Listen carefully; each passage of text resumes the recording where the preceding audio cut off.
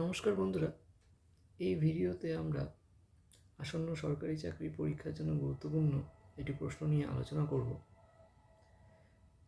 প্রশ্নে বলেছে, in a village 60% families have one cow and 30% families have one buffalo and 15% families have both one cow and one buffalo.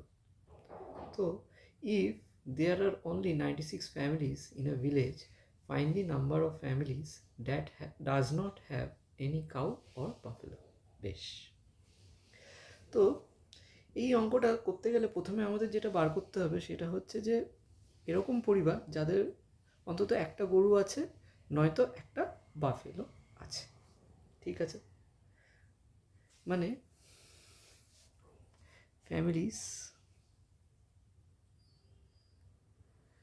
বা আরও ভালো করে লিখলে number of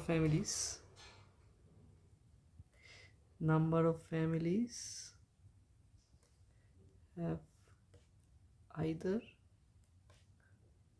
one cow or buffalo.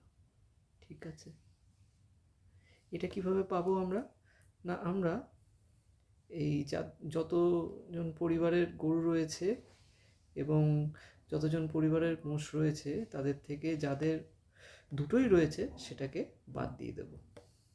ঠিক আছে, তাহলে আমরা কত পাবো? 75%। তাহলে 75% ফ্যামিলি এরকম রয়েছে যাদের অন্তত একটা গরু আছে, নয়তো একটা মোষ রয়েছে।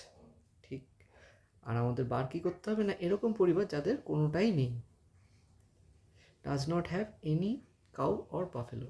তাহলে 75% পরিবার যদি এরকম হয় যাদের অন্তত একটা গরু রয়েছে বা মোষ রয়েছে, তাহলে 25% পরিবার নিশ্চয়ই এরকম হবে যাদের কোনো গরু বা মোষ নেই, নো কাউ অর বাফেলো।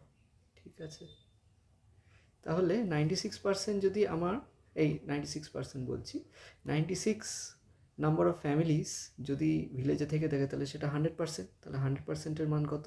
100%-এর মান হচ্ছে 96। আমাকে বার কত করতে হবে? 25%-এর মান। 25% মানে আমরা জানি ফ্র্যাকশানে নিয়ে গেলে 1/4। তাহলে 96 ইন্টু 1/4 করে দেবো, তাহলে আমার আনসার চলে আসবে 24।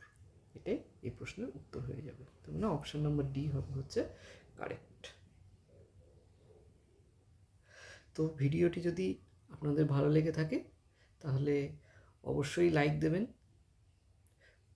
অঙ্কের কোথাও যদি কিছু বুঝতে সমস্যা থেকে থাকে তাহলে কমেন্ট সেকশনে আমাকে জানাবেন, আমি অবশ্যই উত্তর দেব। আর ম্যাথ প্র্যাকটিসের জন্য যদি এরকম আরও ভিডিও চান তাহলে আমাদের চ্যানেলটি অবশ্যই সাবস্ক্রাইব করুন। ধন্যবাদ।